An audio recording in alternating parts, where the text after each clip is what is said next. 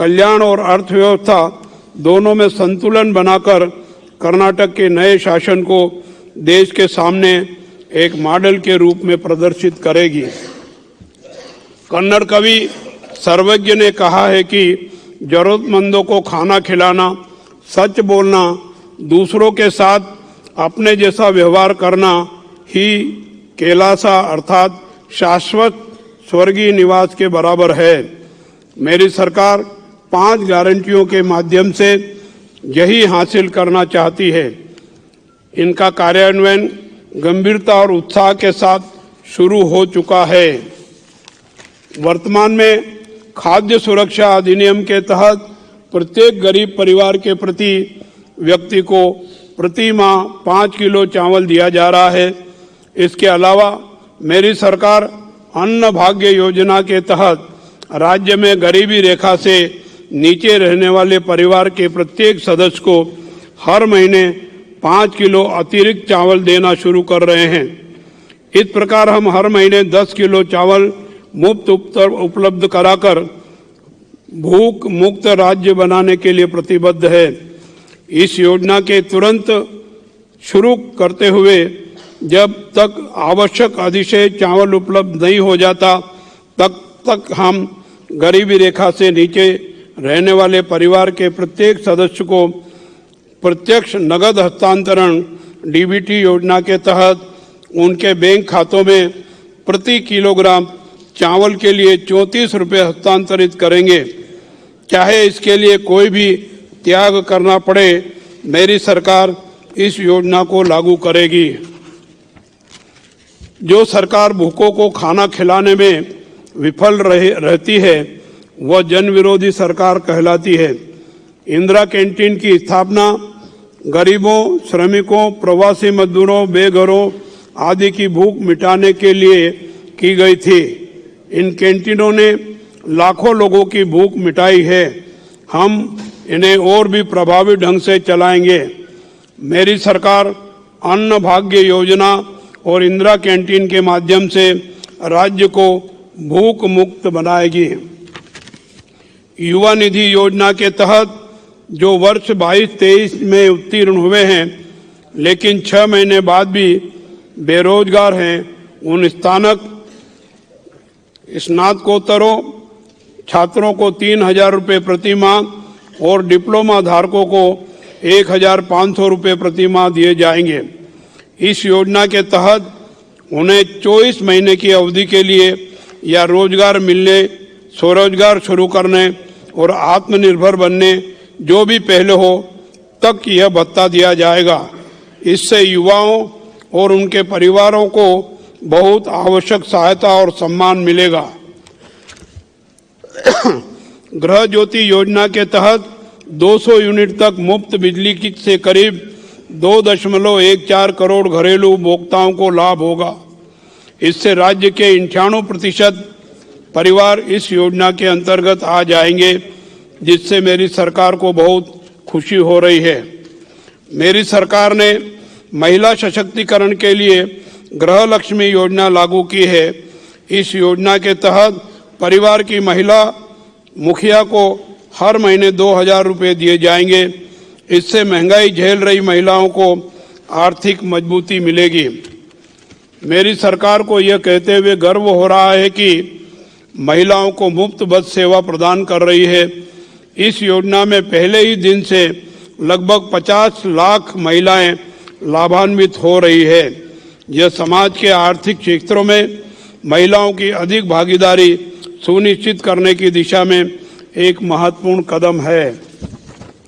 आज दुनिया के कई देश जन केंद्रित अर्थव्यवस्था पर जोर दे रहे हैं।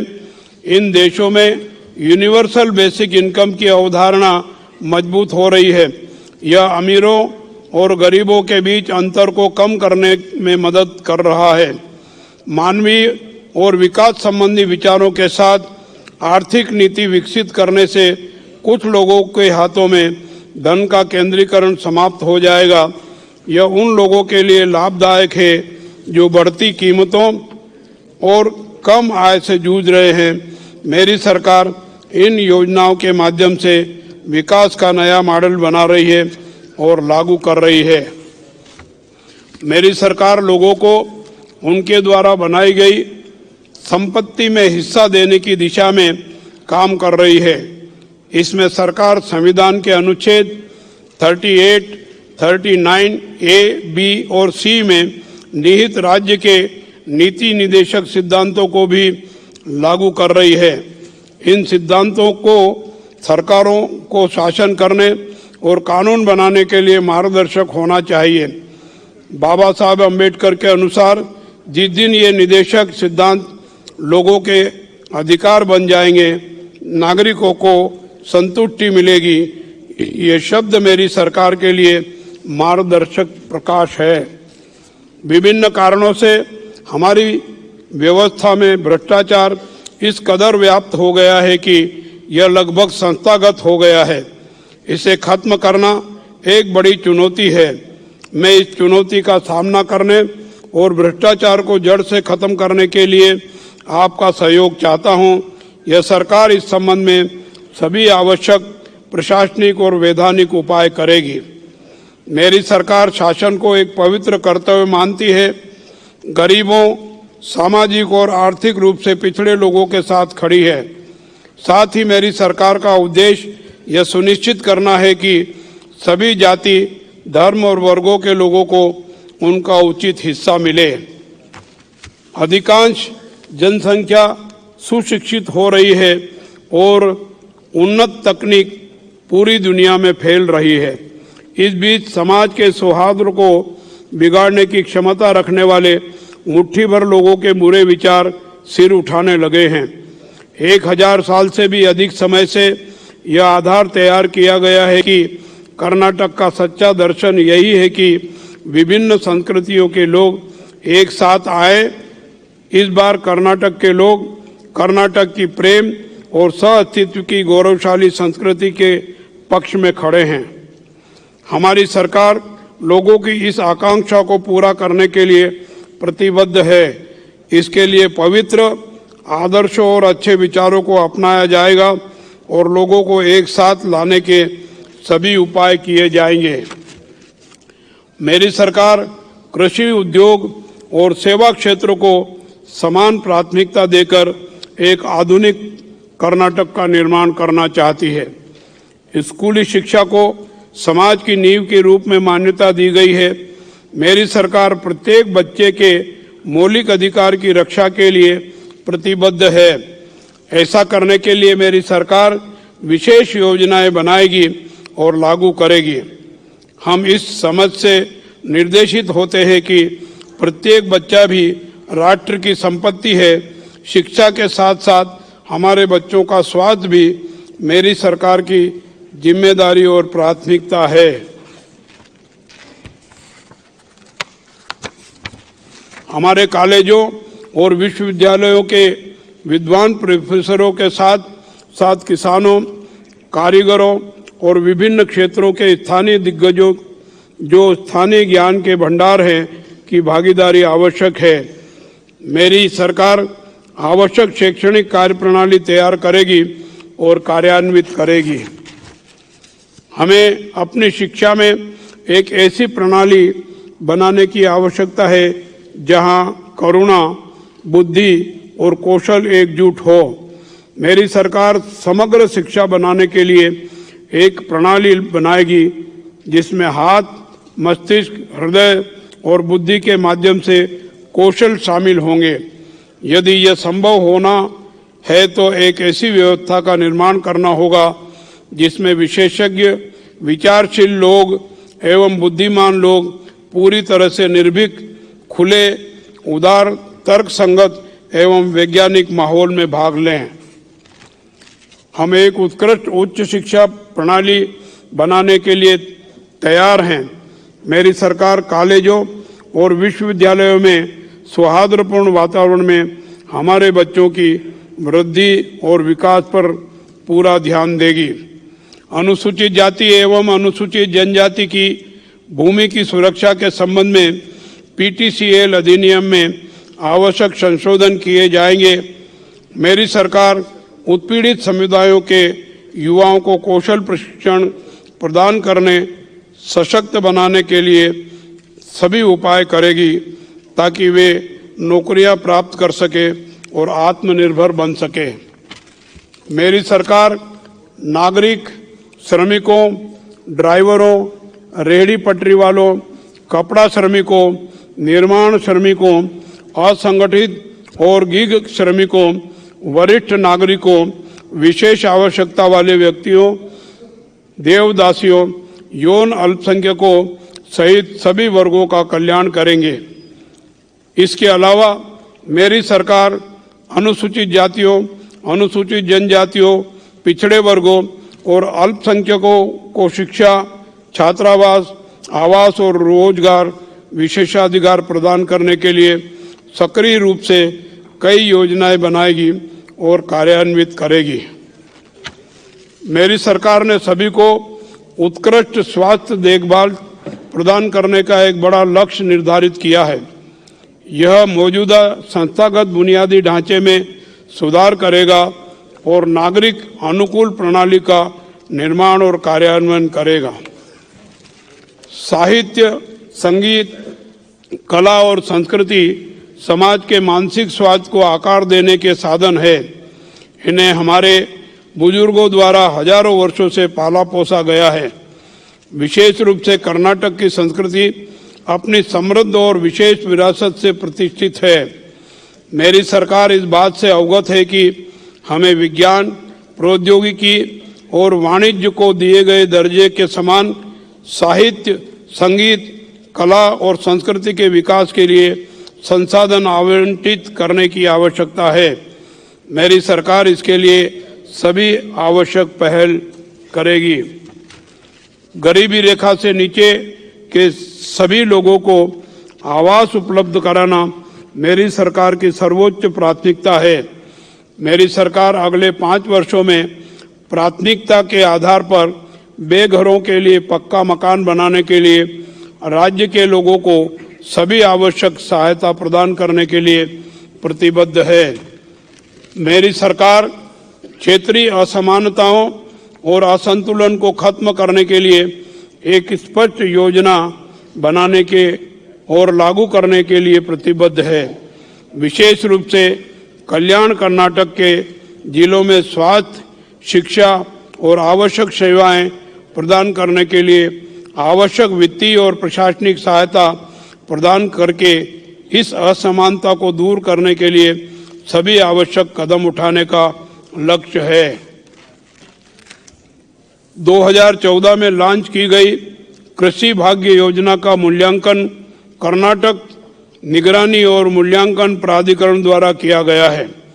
बताया गया है कि राज्य के वर्षा आधारित क्षेत्रों में किसान कृषि भाग्य योजना के तहत क्रियान्वित कृषि गड्ढों, पॉली हाउस और शेड नेट खेती का उपयोग करके कृषि से अधिक आय अर्जित करने में सक्षम हुए हैं। किसानों के जीवन को बेहतर बनाने के लिए योजना का और विस्तार किया जाएगा। मेरी सरकार इस योजना को सुदृढ़ और विस्तारित करेगी। हमारे राज्य में राजस्थान के बाद सर्वाधिक शुष्क भूमि क्षेत्र है। सिंचाई ग्रामीण विकास का मूल आधार है, इसलिए अगले 5 वर्षों में मेरी सरकार हमारे राज्य में लंबे समय से लंबित सभी सिंचाई परियोजनाओं को तार्किक अंत तक ले जाने और पूरा करने के लिए प्रतिबद्ध है। बड़ी सिंचाई परियोजनाओं के कार्यान्वयन के साथ साथ किसानों की भागीदारी से झीलें, छोटी और पारंपरिक सिंचाई प्रणालियों की भी विकसित की जाएगी। कर्नाटक मूल्यांकन प्राधिकरण ने बताया है कि 2013 से 2018 तक तत्कालीन सरकार द्वारा लागू की गई पशु भाग्य योजना से जिन लाभार्थियों को गाय और भैंसें मिली, उनकी पारिवारिक आय में वृद्धि हुई है। किसानों की आय बढ़ाने के लिए इन योजनाओं को मजबूत किया जाएगा। भेड़, बकरी, गाय, भैंस आदि की प्राकृतिक आपदाओं के कारण होने वाली मौतों को छोड़कर आकस्मिक और अन्य कारणों से मृत्यु होने पर इन जानवरों को पालने वाले लोगों को भारी नुकसान होता है। इसे कम करने के उद्देश्य से राज्य में अनुग्रह नामक योजना लागू की गई, लेकिन पिछले कुछ वर्षों से उक्त योजना सक्रिय नहीं हो पाई है। मेरी सरकार इस वर्ष से अनुग्रह योजना को कुशलतापूर्वक लागू करेगी। हमारे किसानों की आय का एक बड़ा हिस्सा पशुपालन से आता है, इसलिए पशुपालन को बढ़ावा देने की जरूरत है। इसलिए मेरी सरकार का लक्ष्य चरवाहों और देहाती समुदायों के लिए आवश्यक वित्तीय ऋण सहायता आदि बढ़ाना और ग्रामीण अर्थव्यवस्था में जीवन शक्ति लाना है।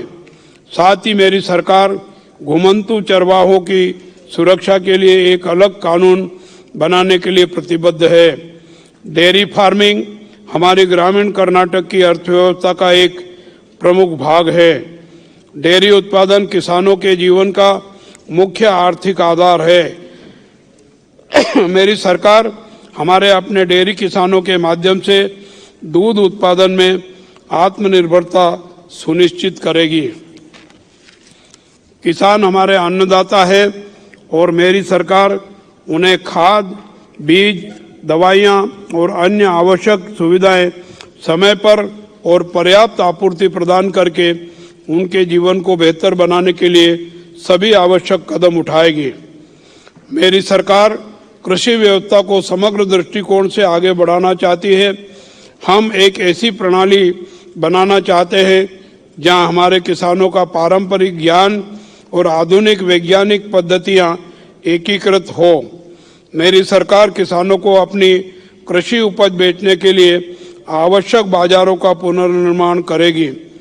कृषि उपज बाजार समिति एपीएमसी को किसान हितैषी बनाने के लिए उनमें और सुधार किया जाएगा।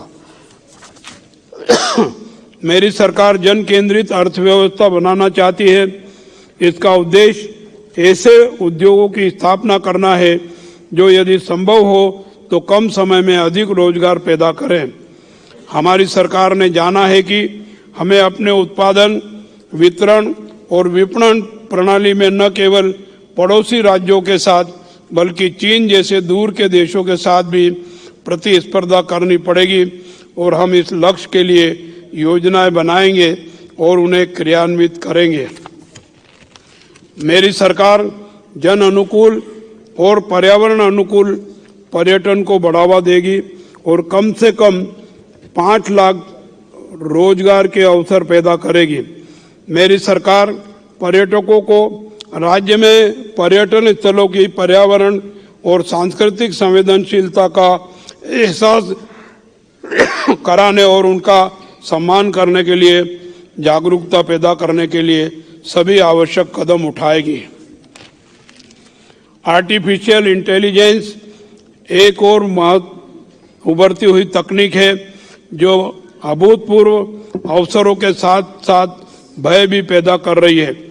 किसी भी तकनीक का उपयोग मानव जाति के लाभ के लिए किया जा सकता है, लेकिन साथ ही इसका दुरुपयोग भी किया जा सकता है।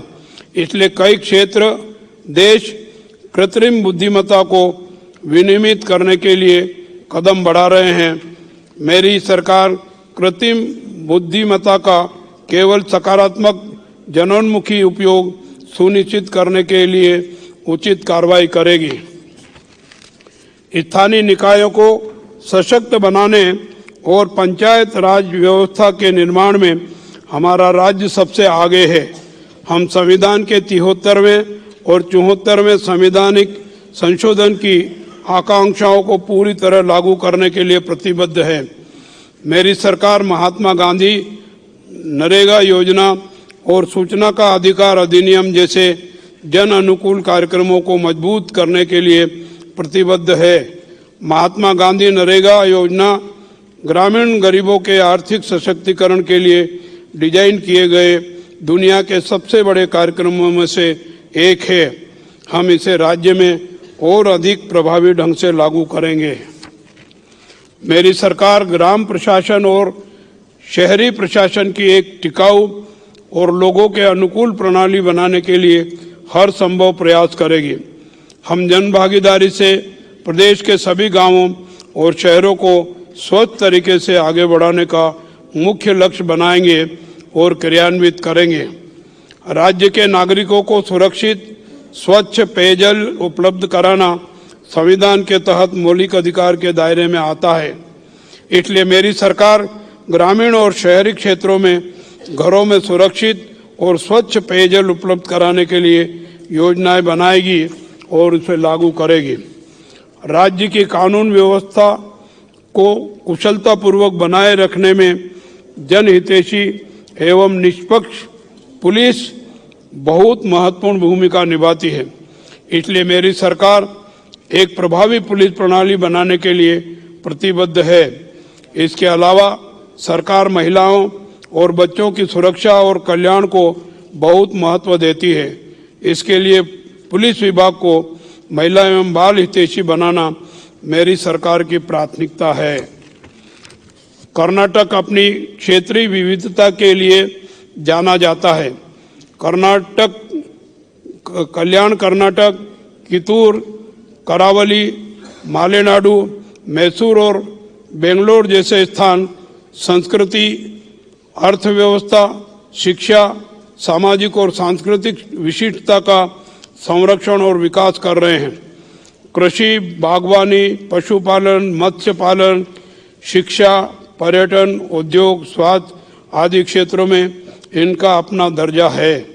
मेरी सरकार द्वारा इन सभी क्षेत्रों का सावधानी पूर्वक विकास और कार्यान्वयन करेगी। हम अपने बेंगलुरु को जो देश और कर्नाटक दोनों की अर्थव्यवस्था के विकास में अहम हिस्सा दे रहा है, दुनिया का आकर्षण केंद्र बनाने का प्रयास करेंगे। मेरी सरकार सड़कों, बरसाती नालों, पार्क, खेल के मैदानों, सार्वजनिक परिवहन, पुस्तकालयों, उत्कृष्ट महाविद्यालयों, पर्यावरण अनुकूल विकास गतिविधियों, आवास, पेयजल, सार्वजनिक स्वास्थ्य और सार्वजनिक शिक्षा सहित सभी आवश्यक नागरिक प्रणालियों की उचित योजना बनाएगी और निर्माण करेगी। मेरी सरकार यातायात की भीड़ की समस्या को यथासंभव हल करके बेंगलुरु को एक स्वस्थ स्थायी रूप से विकसित शहर बनाने के लिए प्रतिबद्ध है। मेरी सरकार के पास प्रशासन के ब्लूप्रिंट है। इसको लागू करने की इच्छा शक्ति भी है। यह अनुभव और युवाओं के मिश्रण से बनी सरकार है। मेरी सरकार लोगों के कल्याण को अपने अस्तित्व का कारण मानती है। हम सभी के लिए एक शांतिपूर्ण, समृद्ध, सौहार्दमय, शांति का उद्यान बनाने के लिए प्रतिबद्ध है। सद्भाव और भाईचारे के साथ रहने के हजारों पूर्वजों के सपनों को साकार करना मेरी सरकार की जिम्मेदारी है। मेरी सरकार का लक्ष्य जन केंद्रित अर्थव्यवस्था, जन केंद्रित संस्कृति बनाने के लिए हमारे संतों, समाज सुधारकों, स्वतंत्रता सेनानियों और कवियों के दृष्टिकोण से प्रेरित विकास का समग्र मॉडल बनाना है। इसलिए कर्नाटक को देश के सामने एक मॉडल रूप में साबित करने के लिए आवश्यक योजनाएं लागू की है और उन्हें लागू कर रहा है। इस महान अभियान के लिए आप सभी का सहयोग एवं सलाह आवश्यक है। आइए हम सब मिलकर एक समृद्ध और सौहार्दपूर्ण राज्य का निर्माण करें। जय हिंद, जय कर्नाटक।